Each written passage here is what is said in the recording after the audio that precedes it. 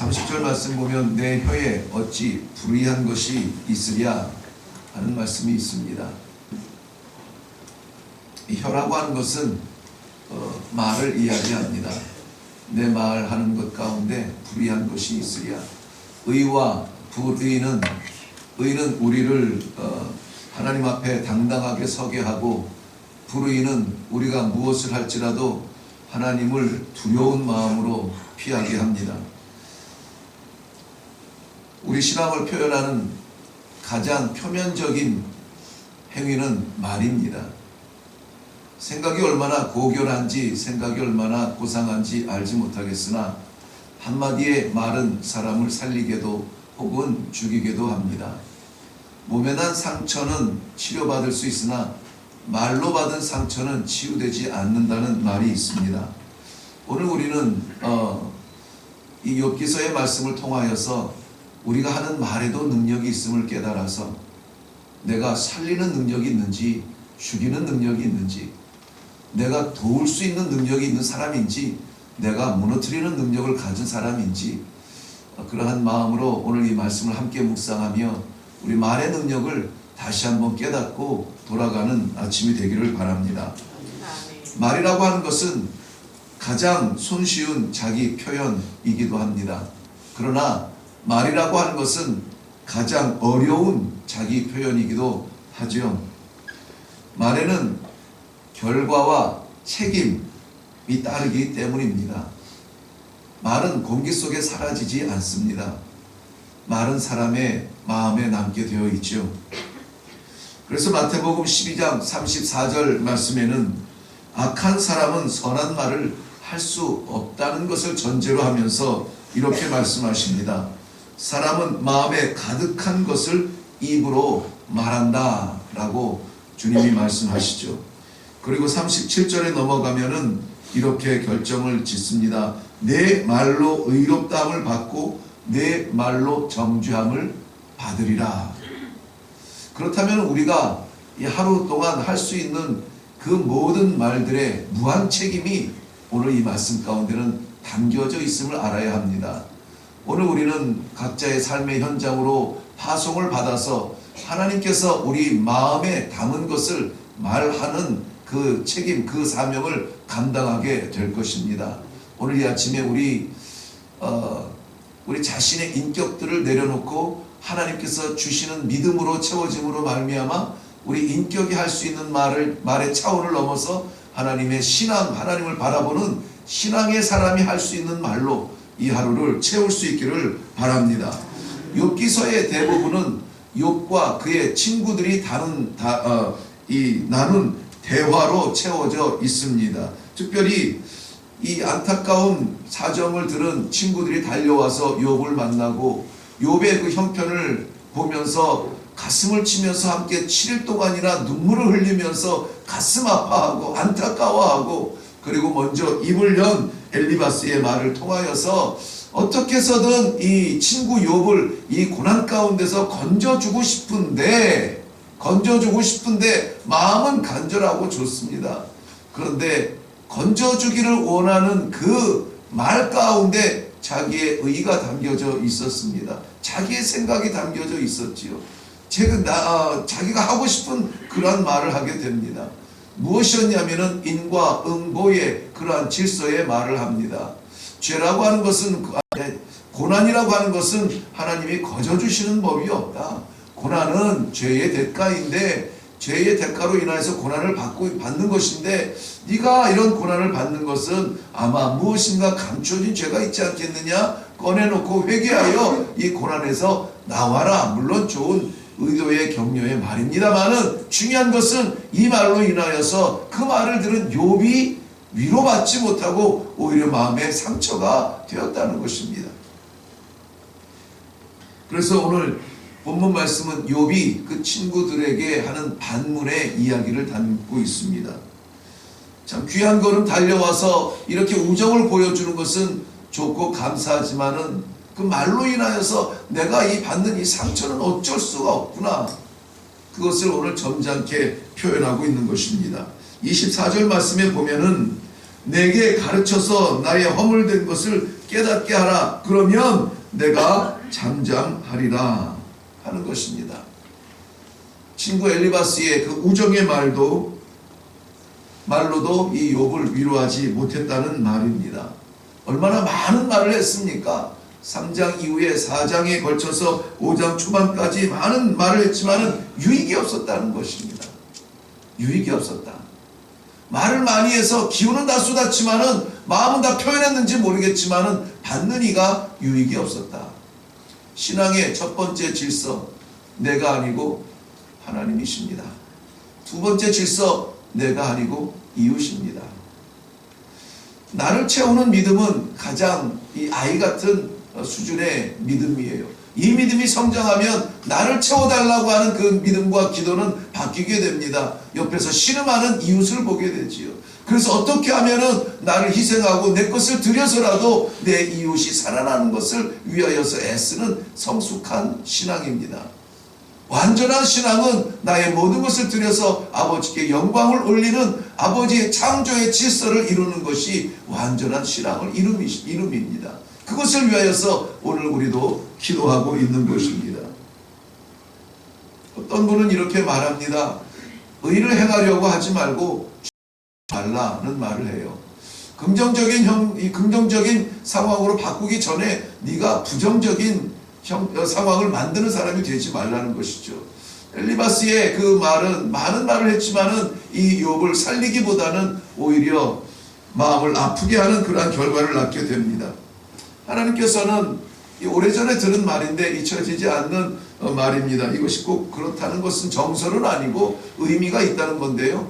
하나님께서 우리에게 창조하실 때에 눈은 두 개를, 귀도 두 개를, 입은 하나를 주신 이유는 많은 것을 보고 많은 것을 듣되 말은 적게 하라, 조심해서 해라 하는 그러한 말로 마음으로 창조를 그렇게 하셨다고 합니다.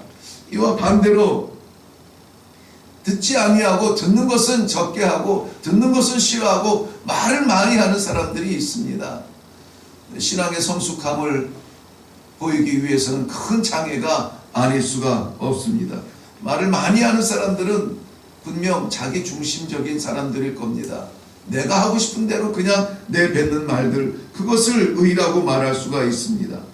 말을 많이 하면은 실수가 따르더라고요. 그렇게 보면은 교회에서 가장 위험한 살얼음을 걷는 사람은 누굴까요? 목사겠죠. 네, 그래서 우리는 목사님들을 위해서 기도해 주셔야 합니다. 이것은 말을 많이 하면 실수가 있다는 것은 들은 말이 아니라 저의 체험 가운데서 나오는 거예요. 말을 안 할 수는 없습니다. 말을 해야 되기 때문에 많은 말을 합니다만은 그러다 보면은 실수를 하더라고요. 그래서 기도해야 됩니다. 내 성품으로 말하지 아니하고 내 경험으로 말하지 아니하고 그저 하나님께서 맡기신 하나님의 백성들 살리는 말을 하게 해달라고, 위로하는 말을 하게 해달라고 기도하지 않으면은 저는 매일 넘어집니다. 매일 말 가운데 실수하고 매일 말 가운데 죄를 짓습니다. 우리 모두 다가 다 그런 위험성을 가지고 있습니다. 야고보 사도는 1장 19절 말씀에 내 사랑하는 형제들아 너희가 알거니와 사람마다 듣기는 속히 하고 말하기는 더디하며 라고 말했습니다. 잠언 21장 23절 말씀에도 입과 혀를 지키는 자는 그 영혼을 환난 가운데 보전하느니라 했습니다. 우리의 목적은 환난 가운데 보전받는 것인데 그 방법은 입과 혀를 지키라 하는 말씀입니다. 오늘 우리가 집중해서 말씀 가운데 내려놓을 부분이 있다면 우리의 입과 혀입니다.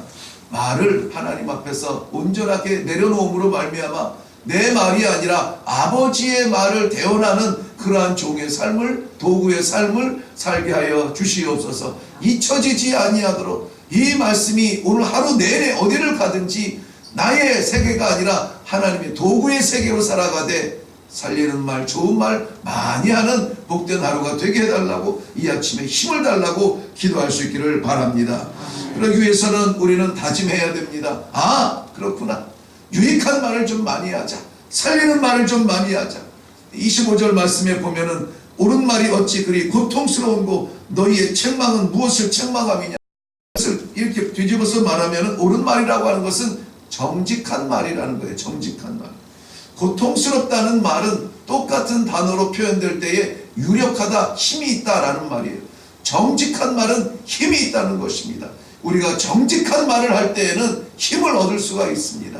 우리가 힘을 얻는 것이 아니라 이 정직한 말을 듣는 상대가 힘을 얻는다는 것이에요. 오늘 이 친구들도 자기의 이 사고 속에서 말하지 아니하고 정직한 하나님의 말을 증거하였다면 힘을 얻을 텐데, 내가 이렇게 힘을 얻지 못하는 것은 너희의 정직함이 어디 있느냐라고 반문하는 것입니다. 이것은 우리의 말에 책임을 깨닫게 하죠. 에베소서 4장 25절 말씀에도 그런즉 거짓을 버리고 각각 그 입과 더불어서 참된 말을 하라, 정직한 말을 하라. 이는 우리가 서로 지체가 됨이니라. 우리 서로 지체가 된다는 말이에요.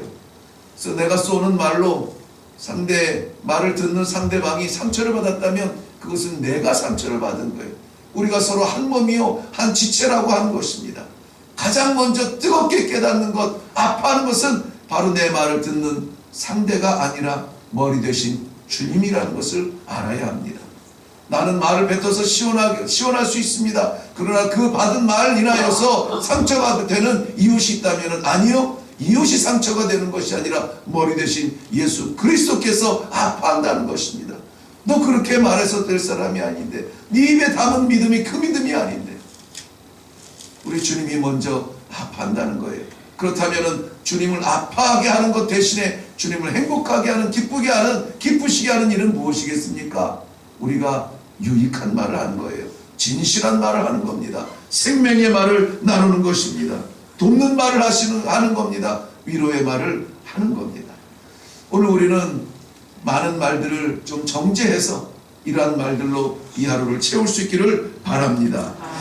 26절 말씀에 보면 우리 말에 힘이 담겨져 있습니다. 너희가 남의 말을 꾸짖을 생각을 하나 실망한 자의 말은 바람에 날아가느니라 그랬습니다. 바람에 날아간다라고 하는 이 바람은 헛되다는 것입니다. 남는 게 없다는 것이에요. 아프리카에 그냥 폭넓게 말하면 아프리카 속담에 이런 속담이 있습니다. 나그네는 바람을 전한다. 제가 이제 섬기던 다곤바 부족 속에 있던 그런 속담인데요. 나그네는 바람을 전한다는 거예요. 나그네들 얼마나 정성으로 대접하는지 모릅니다. 우리 이미 말씀도 나눴지만 집에 한 줌의 음식이 있거든. 이 음식을 나그네를 위해서 내어줄 정도로 나그네를 참 잘 대접합니다. 나그네가 먼 길을 다니면서 고단하고 피곤하겠지만 하고 싶은 말이 있으면 그 모든 말을 다 들어줍니다. 제가 선교사임에도 불구하고 제 말을 다 들어줘요. 무슨 말을 해도 다 들어줘요. 그게 그들의 친절이에요. 그런데 내가 나그네로 그들에게 말을 한다면 밤새 이야기해도 아무것도 남지는 않습니다. 내가 지나간 다음에 내가 한 말은 아무것도 기억하려고 하지 않아요. 기억이 남아도 그건 나그네가 한 말이야, 바람 같은 말이야, 이렇게 이야기합니다. 그래서 이 바람의 무성함이라고 하는 것은 저희는 이 체험적으로 깨달아 알아요. 체험적으로. 바람은 우리가 맞이할 때는 있는 것 같으나 지나간 다음에는 남지 않는 것과 똑같은 거예요. 바꿔서 말하면은 허무한 말은 바람처럼 남는 것이 없는데 진실한 말은 그 마음에 반드시 남게 되어 있다는 것입니다. 반드시 남게 되어 있다는 것이에요. 우리가 나눌 수 있는 이 말, 무게 있는 말, 반드시 남을 수 있는 말, 살리는 말, 세우는 말, 이것은 어떤 말입니까? 오늘 우리가 집중해서 나눠야 될 것입니다. 그것은 소망의 말을 나누는 것입니다. 저는 어제도 한 형제와 함께 교제를 하면서 참 좌절하고 실망하고 정말 표현하기도 참 어렵지만은 두 번이나 나이도 이제 저보다 조금 몇 위이신 것 같은데 나누면서 몇 번이나 생각하지 말아야 될 것도 생각하는 그 좌절 속에서 있었다고 말합니다. 그런데 이렇게 신학교에서 주의 일을 주의 길을 걷겠다고 주님께서 맡기시는 일로 나머지 삶을 살겠다고 헌신할 수 있었던 것, 그것은 작은 한마디, 잊을 수 없는 그 한마디, 그저 툭 뱉은 그 말이 그렇게 위로가 되었다는데, 그 말이 툭 뱉었겠어요? 설교 가운데 이렇게 눈을 마주치면서 얘기했다고 하는데 그 말 때문에 인생이 변했다고 말하고 있습니다. 그 말에 소망을 담고 내가 이렇게 마무리 지어서는 안 되겠구나, 내 호흡마저 기다리시는 하나님 앞에서 내가 무언가 하고 가야 되겠구나 하는 그런 결단을 하고 신학교에 들어왔다라고 말을 합니다. 우리 한마디가 소망이 된다면 한 사람을 살립니다. 한 사람을 살린다면 그 사람을 통하여서 또 많은 사람을 살릴 수가 있을 것이에요. 어제도 말씀드렸지만은 깨닫게 하고 지적하고 가르치는 것은 쉽습니다. 그러나 살리는 것은 쉬운 일이 아닙니다. 우리가 줄 수 있는 것은 이 소망의 말씀, 즉 하나님의 복음밖에 없습니다. 하나님께서 우리에게 주신 그 생명 말씀, 그것 외에는 우리가 말할 게 없어요. 우리의 모든 말은 그 복음을 증거하기 위한 그저 오프닝이고 클로징이 될지언정 그 핵심, 우리가 주고 싶어하는 그 말은 복음밖에 없다는 것을 깨달아 알 수 있기를 바랍니다. 하나님, 우리 주님께서도 마지막 이 땅에 제자들에게 남기신 말씀이 마태복음 28장 18절부터 20절 말씀이에요. 아마 거의 모든 세계에 있는 선교 단체들과 복음을 증거하는 자들이 이 말씀을 붙들고 명령 삼아서 나아가는 것일 겁니다. 하늘과 땅의 권세를 내게 주셨으니 그러므로 너희는 가서 모든 족속으로 제자를 삼아 아버지와 아들과 성령의 이름으로 세례를 주고 내가 너희에게 분부한 모든 것을 가르쳐 지키게 하라. 하나님께서 우리에게 주신 것이 복음이라면 우리가 흩어져서 나눌 것은 복음밖에 없습니다. 이 복음을 나눔으로 말미암아 우리가 오늘도 만나는 사람, 그 가슴에 갇혀져 있는 어떠한 상처든지 치유하는 그러한 도구로 사용하여 주시옵소서. 죽은 자가 살아나고 병든 자가 치유받고 상처받은 자가 위로되고 낙심한 자가 다시 한번 일어날 수 있는 그 능력은 우리의 교육된 언어에 있지 않아요. 복음 안에 있습니다. 복음은 우리가 말할 수 있는 마지막 순간까지 말할지라도 그것은 넉넉하지 않습니다. 복음으로 인하여서 우리의 모든 에너지가 다 쏟아진다고 할지라도 그것은 넉넉하지가 않습니다. 더 말할 수 있어요. 더 말해야 되는 책임이 우리에게 있습니다. 사랑하는 성도 여러분, 오늘 우리는 이 본문을 통하여서 고난당한 친구를 찾아 정성을 다하여서 달려왔으나 그들의 말로 오히려 욥은 2차 충격을 받게 되는 현장을 보았습니다. 말은 이렇게 살리는 능력도 있고 죽이는 능력도 있다는 것입니다. 우리의 위로의 말이 필요한 사람 만나서 위로해 주세요. 우리의 사랑이 필요한 사람 만나서 사랑한다고 말해 주세요. 낙심한 자 만나서 격려해 주고 세워주고 살려주는 복된 하루가 되시기를 주님의 이름으로 축원합니다. 기도하겠습니다. 살아계신 아버지, 은혜를 감사합니다.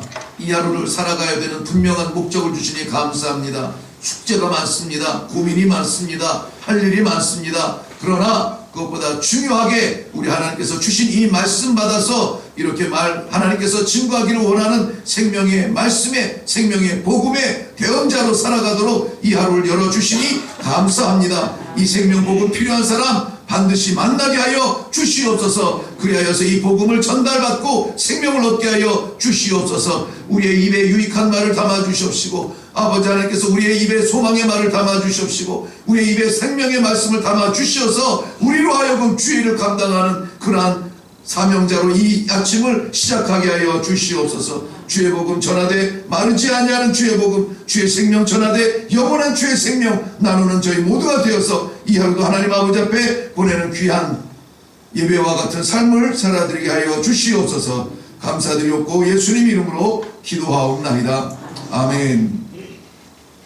오늘 이 아침에는 우리가 다른 것보다는 우리의 말의 생활들을 한번 돌아보게 하셨습니다.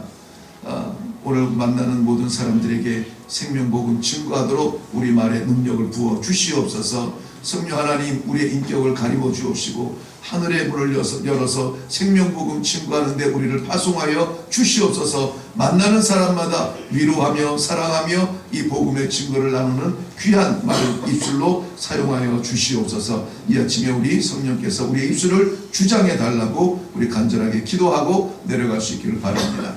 우리 주님 한번 외치고 기도하겠습니다.